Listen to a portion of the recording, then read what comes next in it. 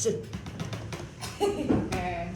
kenalan dulu untuk nggak sih? oh ya, perkenalkan nama saya Aldeza Disasi Kirinova dengan NRP dengan NIM 2410211074. Perkenalkan nama saya Nela Syakira Widianto dengan NIM 2400211 dan NRP 129. Ya, untuk yang akan kita bahas hari ini yaitu untuk sistem pencernaan atas dengan overview case.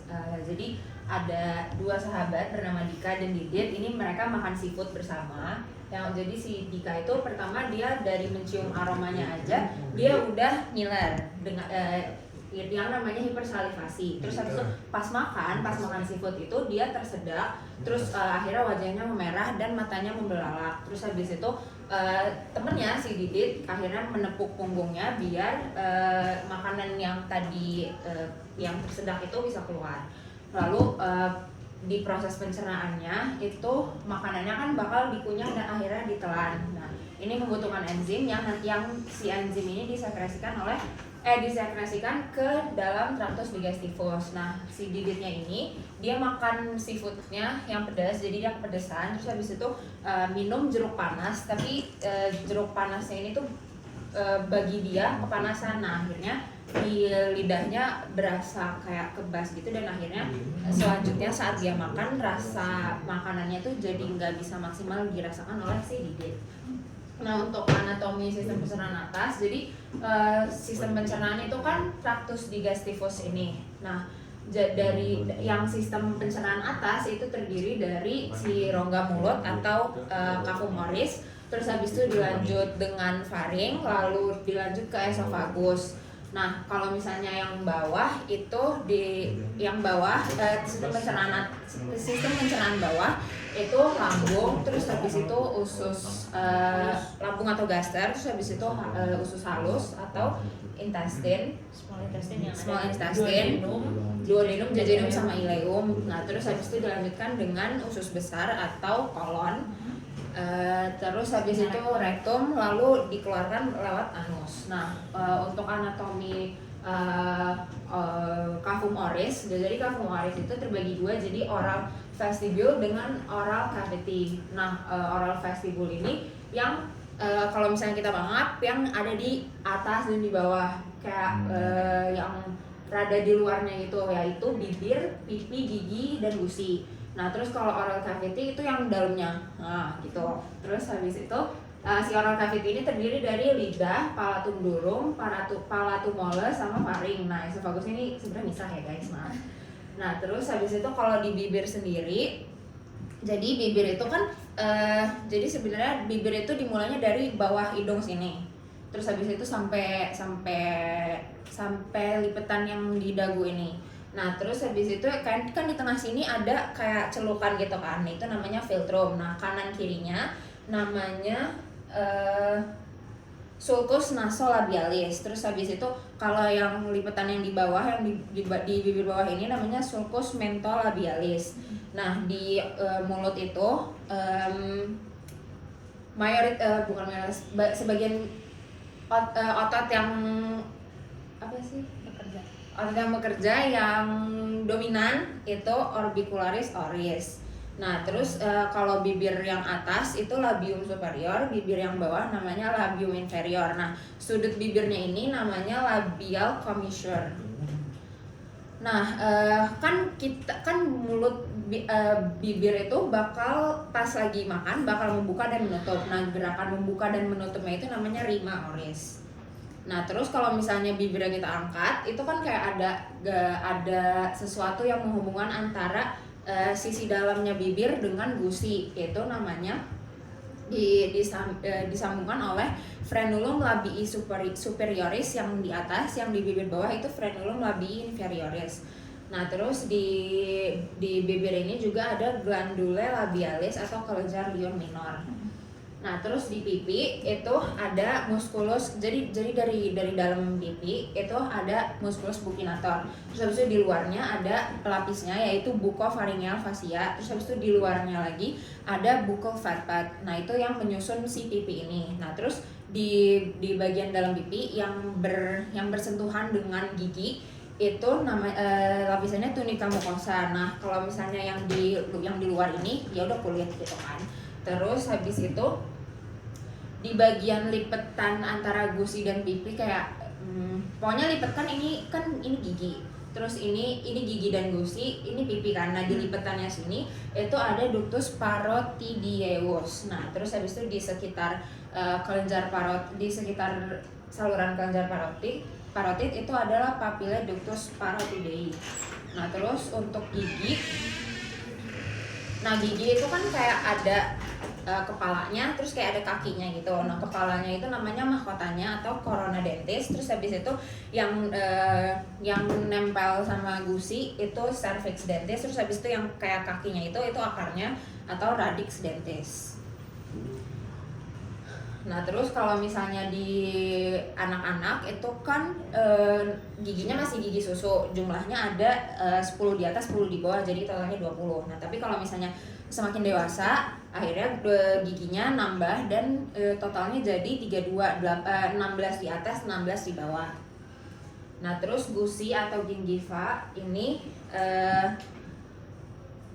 gusi yang nempel ke bagian akar gigi itu namanya alveolar mucous membran. Nah, tapi kalau misalnya yang nempel di bagian leher gigi namanya gum proper. Terus habis itu yang oral cavity. Nah, yang lidah kan ada bagian akarnya atau radix linguae. Terus habis itu ada bagian badannya atau corpus linguae. Terus habis itu yang bagian ujungnya itu namanya apex linguae. Nah, di bagian radix linguae itu ada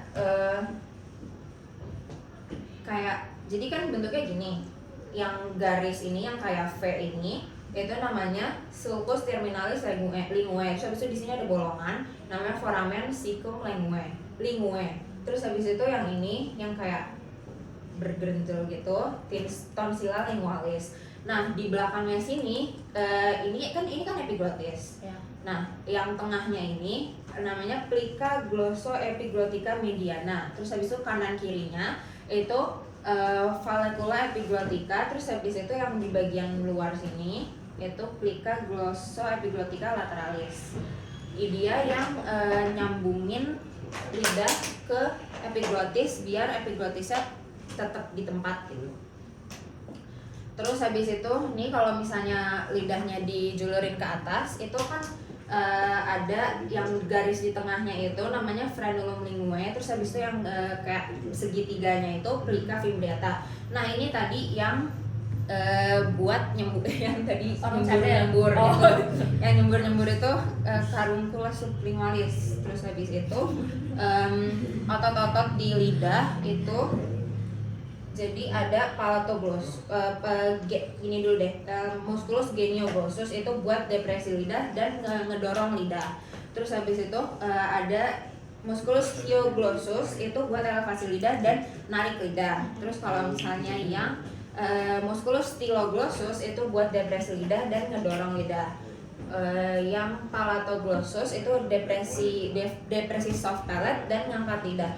Nah, kalau depresi soft palate ini saat kita menelan kan ada tiga yang menutup. Nah, pas menelan jadi soft palate-nya itu nutup. Nah, ini kan soft palate tuh di sekitar ini nih. Ini Pak. Di Iya. Ini kan burung. Tadi gue ngomong. Soft palate-nya bakal nutup ke sini. Nah, terus lidahnya bakal nutup rongga mulut biar makanannya nggak keluar lagi. Terus habis itu epiglottisnya nutup trachea. Nah, akhirnya jadinya sisa jalan yang ada cuma ke esophagus. Nah, terus habis itu palatum durum. Nah, palatum durum itu yang langit-langit yang keras itu yang nempel sama lidah kalau misalnya kita mingkem. Terus habis itu dia itu dilapisi dengan periosteum karena sudah si hard palate ini tulang. Nah, di luarnya ada membran mukosa. Nah, membran mengandung kelenjar palatina untuk memproduksi minor saliva. Nah, kan kalau misalnya dirasain tuh kayak ada grenjel-grenjelnya gitu. Itu namanya palatin rugae. Terus habis itu yang di deket incisura itu papilla incisiva. Terus habis itu yang di tengahnya yang kayak garis gini itu namanya palatin raphe. Terus yang di soft palate itu jadi bayangin aja soft palate itu sebagai tas. Nah, tasnya itu adalah membran mukosa yang berisi otot palatin aponeurosis. Palatin aponeurosis itu kumpulan serat-serat palatin. Terus habis itu ada vaskularisasinya juga dan ada kelenjar mukosa.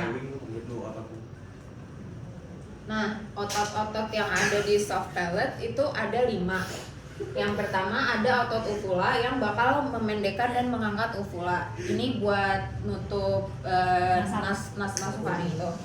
Terus habis itu ada levator veli palatini untuk mengelevasi si soft palate atau palatum mole ini. Terus habis itu tensor veli palatini dari namanya untuk memberi tegangan pada soft palate atau dan melebarkan auditor itu. Otot yang keempat yaitu musculus palatoglossus. Ini untuk elevasi lidah dan membantu proses menelan. Terus ada palatopharyngeus. Jadi palatoglossus sama palatopharyngeus ini sama-sama membantu untuk proses menelan. Nah, di antara palatoglossus sama palatopharyngeus itulah yang tempat ada tonsila palatina atau si amandel itu. Nah, ini kan palatoglossusnya, ini palatopharyngeusnya, tonsil palatinanya di tengah-tengahnya. Terus inervasinya, jadi secara umum si rongga mulut dan sampai leher itu diinervasi oleh nervus trigeminus, nervus auriculatemporalis, nervus facialis, nervus glossopharyngeus, nervus hypoglossus, dan nervus vagus. Nah, untuk vaskularisasinya yang besar itu dari carotis externa, terus habis itu vena jugularis interna, vena jugularis externa, terus habis itu tadi yang facialis juga ada arteri sama venanya. Terus untuk bagian histologi bibir, jadi di bibir itu kan ada yang luar bibir ini, terus habis itu ada yang merah bibir, terus habis itu sama mukosa bibir yang di dalam. Nah, luar bibir ini, nah di luar bibir ini ada folikel rambut karena kan ya kayak ya ini kulit aja kan, jadi ada folikel rambut, terus ada kelenjar keringatnya juga, sama epitelnya berlapisan tanduk. Tak pakai lapisan tanduk ya. Terus habis itu yang merah bibir juga ada lapisan tanduknya kan? Ada lapisan, dia tuh peralihan epitel. Iya, peralihan. Terus habis itu pas di bagian mukosanya udah nggak ada lapisan tanduknya. Terus kalau di merah bibir tuh that's why kenapa dia jadi merah, karena dia banyak pembuluh darah kapiler. Lalu lanjut ke histologi lidah. Yang di mana mukosa bibir tuh yang ada orbicularis oris sama itu apa labialis. Terus di bagian lidah histologinya yaitu adalah papila-papilanya, ada papila circumvallata, filiformis, fungiformis, dan vallata. Nah, di bagian lidah itu sebenarnya untuk merasakan sesuatu, nah ini ada nervus si lingualisnya, ini untuk inervasinya.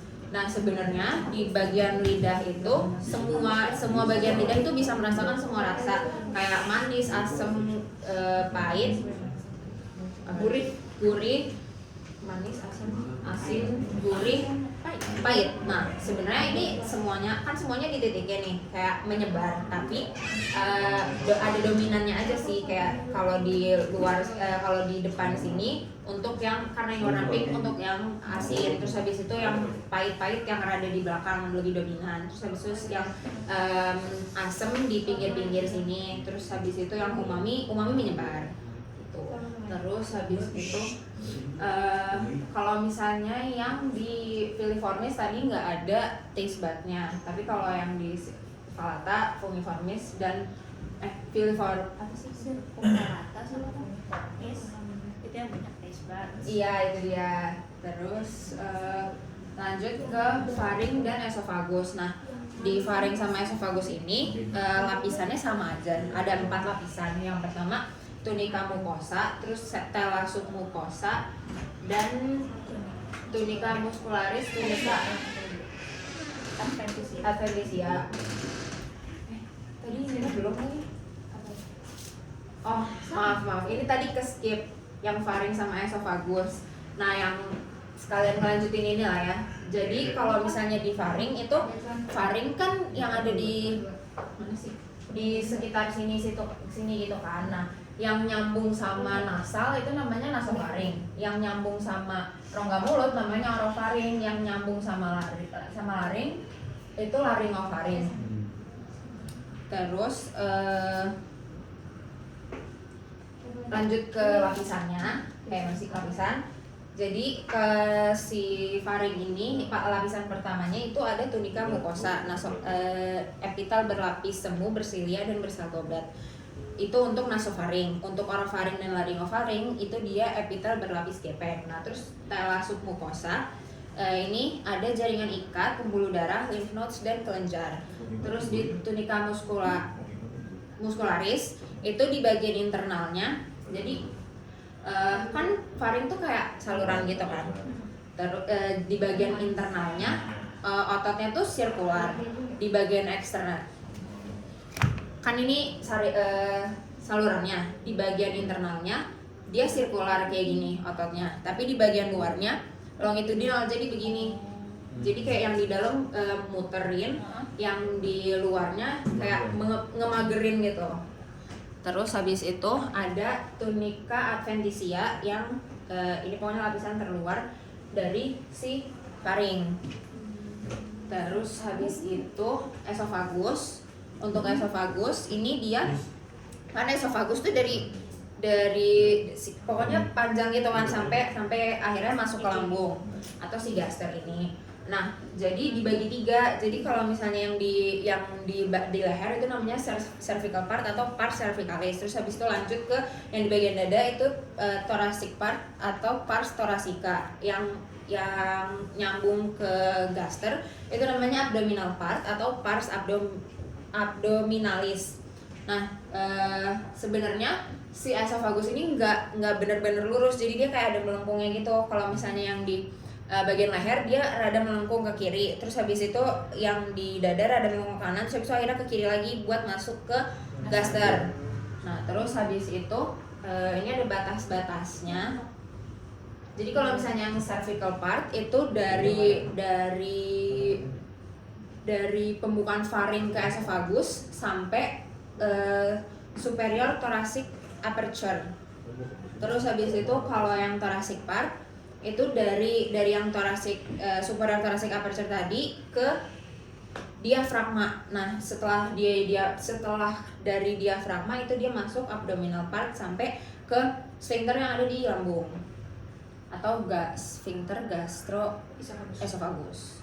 Terus habis itu lapisannya juga ada 4, yaitu tunika mukosa yang pertama itu berlapis gepeng tanpa lapisan tanduk. Terus ada kelenjar mukosa dan pembuluh darahnya. Nah, dilapisi oleh lamina muscularis mukosa.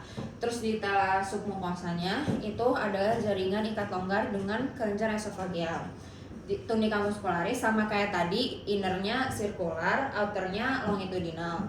Terus bagian atas esophagus itu awalnya rangka dulu, terus habis itu kayak gradually ganti jadi otot polos di lower third atau sepertiga bawahnya. 2/3 bawahnya. Polos. Terus habis itu tunika adventitia atau tunika serosa. Nah, yang tunika adventitia ini ada di pars thoracica sama pars cervicalis. Nah, kalau yang di pars abdominalis itu tunika serosa. Begitu. Lalu untuk kelenjarnya ada kelenjar parotis, submandibularis dan sublingualis. Nah, parotis itu yang ini. Terus habis itu submandibularis ini, sublingualis ini di bawah lidah. Terus bagian-bagiannya tadi ada asinus, ductus secretorius dan ductus excretorius. Nah, kalau misalnya yang kelenjar liur minor yaitu submandibularis dan sublingualis tadi langsung dari asinus langsung keluar ke ductus excretorius. Terus habis itu kalau yang tadi kelenjar liur mayor atau si kelenjar parotis dia dari asinus terus apa tadi? Ductus intercalaris Yang kelenjar liur mayor kan dari asinus. Terus habis itu lanjut ke striae, terus habis itu jadi asinus terus dikeluarin sama ductus secretorius, terus habis itu di ke ductus dilanjutin intercalaris, ductus striae, baru ke ductus secretorius. Itu dia untuk histologi. Lanjut ke fisiologi. Baik, jadi untuk bagian fisiologi di bagian pencernaan itu sebenarnya kalau misalkan proses pencernaan itu ada 4 secara garis besar. Kalau misalkan di bagian pencernaan atas itu adanya motilisasi, sekresi, sama digesti. Nah, untuk definisinya terlebih dahulu, kalau misalkan motilisasi itu jadi proses pencampuran sama mendorong makanan ke saluran pencernaan gitu. Jadi dia dorong makin ke bawah, itu disebutnya motilisasi. Nah, kalau misalkan sekresi itu ya pengeluaran sekret dari kelenjar-kelenjar. Contohnya itu ada kelenjar saliva yang ada di mulut, kemudian ada mukus yang dihasilkan di isofagus. Nah, sama satu lagi itu digesti. Kalau digesti itu bedanya sama motilisasi, kalau digesti itu dia menguraikan yang tadi komponen kompleks menjadi komponen yang lebih sederhana kayak gitu. Nah, untuk di bagian motilisasi itu dia itu ada refleks mengunyah, yaitu mastikasi yang ada di mulut ini. Di situ melibatkan gigi sama lidah sama refleks menelan. Refleks menelan itu atau swallowing di sini tuh kerjanya ada di mulut sama di isofagus. Untuk di bagian refleks mengunyah dulu atau mastifikasi. Jadi pertama-tama makanan di dalam mulut nih. Makan di dalam mulut otomatis otot mulut itu kan refleks berelaksasi ya. Kemudian tulang rahang bawah itu turun karena makanan itu kan masuk terus. Nah, karena tulang rahang bawah turun, tegangan ototnya meningkat. Tegangan otot meningkat, terjadilah refleks kontraksi otot mulut. Kemudian mandibulanya terangkat ke atas, yaitu dengan bantuan musculus masseter, temporalis, medial pterygoid, dan buccinator. Nah, kemudian pergerakan gigi secara berulang. Jadi dari yang tulang rahang bawahnya turun dibantu sama lateral pterygoid, ke tegangan ototnya naik, refleks kontraksi, terus mandibulanya diangkat sama 4 muskulus tadi, terus berulang-ulang terus gitu. Jadi mengunyah gitu terus. Nah, terus mengunyah itu nggak cuma pakai gigi doang, dia itu dibantu sama lidah. Lidah itu fungsinya itu untuk mengontrol pergerakan makanan. Jadi biar makanannya itu terkunyahnya di rongga situ aja, kemudian membentuk bolus yang nantinya akan bercampur dengan saliva sama menghilangkan debris. Nah, sebenarnya kan kalau misalkan yang namanya refleks itu kan pasti berhubungan erat dengan stimulus, aferens, kemudian pusat gitu-gitunya. Nah, jadi kalau soal stimulusnya ini, kalau misalkan di refleks mengunyah itu pertama dimulai dari makanan di mulut. Kemudian reseptor mekanik yang ada di lidah. Kemudian dari reseptor itu akan melanjutkan ke syaraf aferen, yaitu syaraf trigeminal, yang mana syaraf trigeminal itu merupakan percabangan dari syaraf yang kelima. Nah, tadi dijelasin sama Zafran. Kemudian syaraf aferen itu akan melanjutkan ke bagian batang otak. Kemudian impulsnya itu akan dilanjutkan ke bagian eferen, yaitu syaraf trigeminal, dan kemudian terjadilah kontraksi otot mastifikasi yang ada 5 macam tadi. Nah, kemudian itu untuk yang mastifikasi. Kemudian refleks menelan atau swallowing itu jadi pertama-tama makanan masuk di situ udah dikunyah, kemudian terbentuklah bolus gitu kan. Terbentuk bolus. Nah, dari si tekanan bolus ini itu meningkatkan yang namanya reseptor faring. Reseptor faringnya itu meningkat, kemudian terjadi impuls aferen itu diteruskan ke pusat menelan yang ada di medula batang otak. Nah, di sini karena pusat menelannya itu menerima impuls, akhirnya dia akan mengaktifkan otot yang berperan untuk proses swallowing. Nah, jadi setelah udah aktif nih otot-otot yang berperan, lidah itu mendorong bolus ke faring ke sini, set gitu kan. Kemudian di sini pusat menelan yang ada di otak ini menghambat pusat pernapasan di batang otak. Kemudian supaya si bolusnya ini nggak masuk ke bagian atas sini, uvulanya ini mengalami elevasi atau naik gini. Jadi dia menutup bagian nasofaringnya. Gitu. Kemudian bolusnya kan berarti kan ada di sini ya, bolus di sini. Nah, di sini tuh ada kemungkinan dia masuk ke bagian dia entah makanannya itu bisa balik lagi ke lidah atau masuk ke saluran pernapasan atau ke saluran pencernaan. Nah, kalau misalkan dia tuh makanannya itu nggak bisa balik lagi karena ada si lidahnya di sini. Jadi lidah itu menghambat makanannya itu terlepeh lagi. Kemudian kalau misalkan yang mencegah si makanan itu masuk ke dalam saluran pernapasan adalah si epiglotis. Jadi pertama-tama pita suaranya itu menutup dengan erat dulu, otomatis glotisnya kan ketutup juga, glotis ketutup, terus di cover lagi tutupannya sama epiglotis, akhirnya tertutuplah jadi saluran pernapasan ini. Kemudian abis itu jadi bolusnya cuman ke bagian isofagus saja gitu. Nah, kemudian di bagian isofagus itu ada namanya sphincter pharyngisophagus yang ada di atas ini.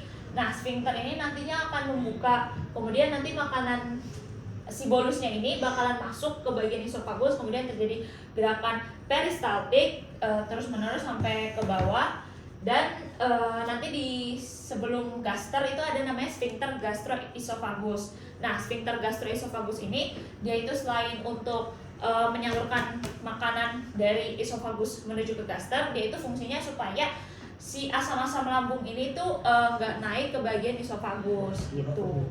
Nah, terus di sini kan kalau misalnya kita hubungin sama kasus si Dika itu mengalami tersedak itu berarti dia kemungkinan besar makanannya itu masuknya ke dalam rongga pernapasan, yaitu di sini tuh epiglotisnya menutup secara tidak sempurna karena dia makannya itu sambil bercanda-canda. Makanya kalau misalkan makan jangan sambil ngomong biar nggak tersedak. Nah itu untuk refleks menelan. Tuh. Lanjut ke bagian sekresi. Nah, sekresi itu kalau misalkan di bagian sistem pencernaan atas itu ada di saliva sama mukus. Nah, saliva itu komponen yang fungsinya, jadi kalau komponen saliva itu ada air, kemudian ada enzim dan juga ion. Ionnya kayak tadi kalium, natrium, kemudian klorida. Nah, untuk saliva ini dia itu ada tadi kan ada kelenjar mayor sama minornya, yang mana kalau misalkan untuk proses menghasilkan saliva itu 70% dihasilkan sama submandibularis, kemudian 25% dihasilkan sama parotis, dan 5% dihasilkan sama sublingualis gitu. Nah, untuk submandibula, sublingualis sama parotis itu bedanya di bagian asinusnya, di bagian sekretnya yang dihasilkan. Kalau misalkan parotis itu dia menghasilkan sekretnya berupa serosa, kalau misalkan si submandibula itu menghasilkan sekretnya mukoserosa, dan kalau misalkan sublingualis menghasilkan seromukosa gitu.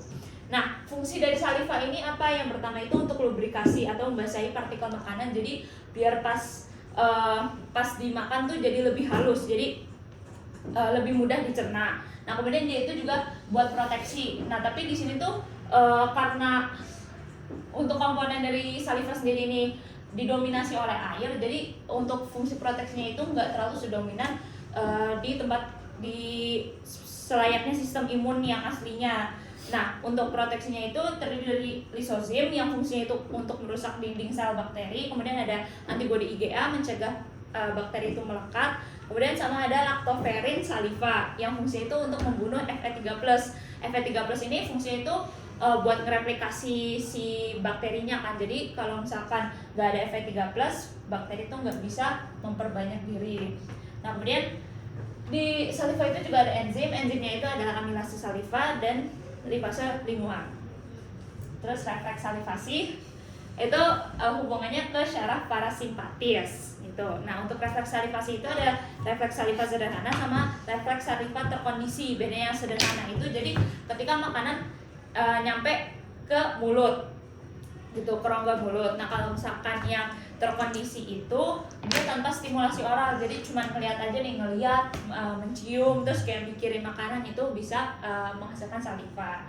Nah, prosesnya itu jadi kalau misalkan saliva itu kan tadi ada yang kena makanan sama yang tanpa stimulasi oral.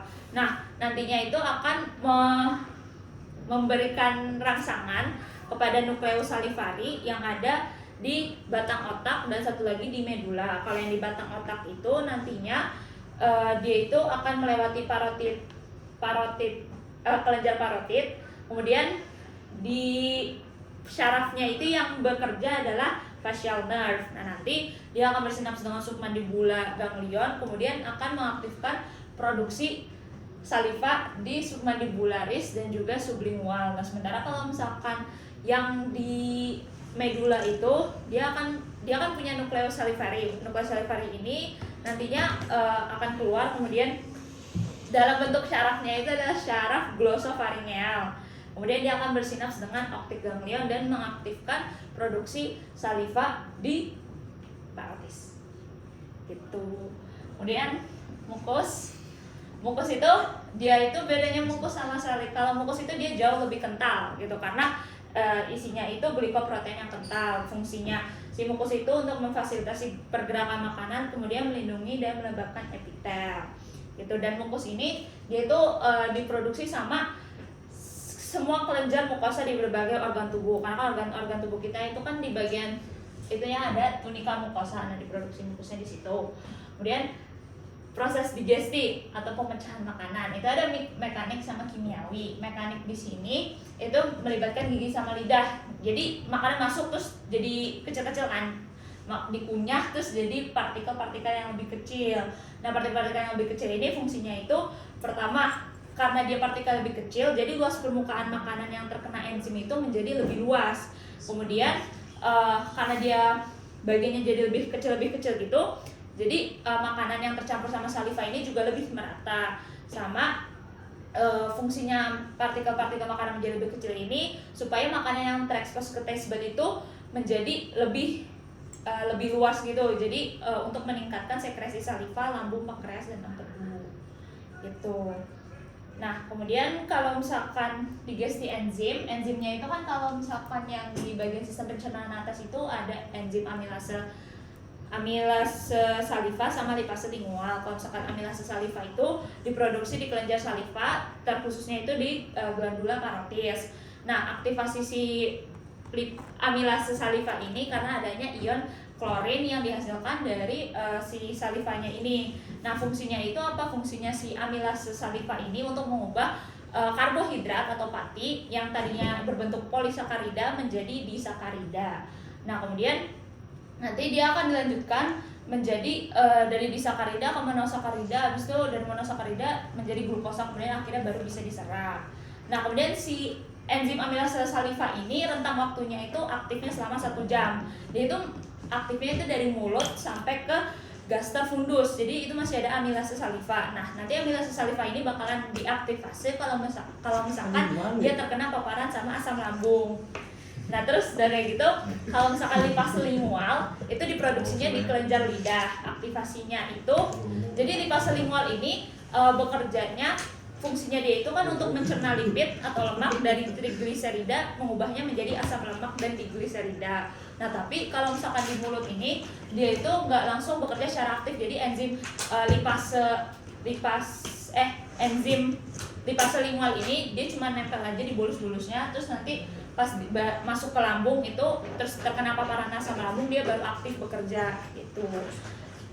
Kemudian terakhir itu adalah taste buds. Taste buds itu atau kuncup kecap itu ada di papila lidah, yaitu circumvallata, mostly itu di circumvallata, kemudian ada juga di fungiformis, dan yang nggak ada itu di filiformis. Filiformis itu banyaknya di filiformis itu banyaknya reseptor sentuhan. Nah, kuncup kecap itu bentuknya kayak gini ya. Jadi ibaratnya jadi ini kuncup pori-pori pengecapnya itu di bagian atas ini. Itu yang berikatan sama ion-ion makanan. Nah, nanti ion makanan tuh bakal nempel di atas ini di bagian taste pore. Taste pore itu sebagai reseptor untuk yang mengikat sama ion-ion makanan. Nah, kemudian di situ di bagian yang ininya nih, yang jari-jari saya tuh menggambarkan si sel pengecap. Sel pengecap itu kan ada banyak ya, ada yang sel pengecap manis, asin, asam, kemudian gurih sama pahit. Nah, kemudian nantinya pas dia nempel di sini akan memberikan impuls ke sel pengecap ini, kemudian ke syaraf pengecap. Nah, syaraf pengecap itu nanti dia akan mengalami depolarisasi atau aktivasi gustator protein. Nah, nanti neurotransmitter itu dikeluarkan. Neurotransmitter dikeluarkan, terjadi potensial aksi di bagian sensor syaraf di sini nih. Yang di bagian bawah taste buds-nya itu. Nah, kemudian syaraf sensorik itu bergerak sepanjang syaraf kranial 7, 9, 10 ke nukleus soliter yang ada di batang otak. Nah, kemudian nantinya udah nyampe di batang otak, nanti neuron tingkat 2 itu neuron yang ada di batang otak itu akan memproyeksikan ke dua tujuan. Ada tujuan pertama itu talamus, tujuan keduanya itu hipotalamus dan amigdala.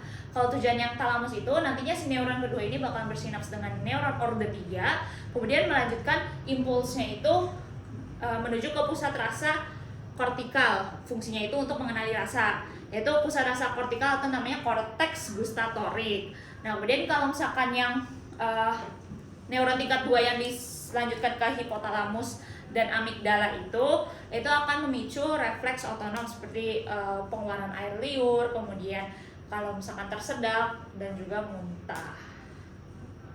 Baik, sekian paparan dari kami terkait dengan kasus Dika dan Didi yang berkaitan dengan sistem pencernaan atas. Apabila terdapat kesalahan kata, mohon maaf. Assalamualaikum warahmatullahi wabarakatuh. Ya, rekam. Bokong. Oh.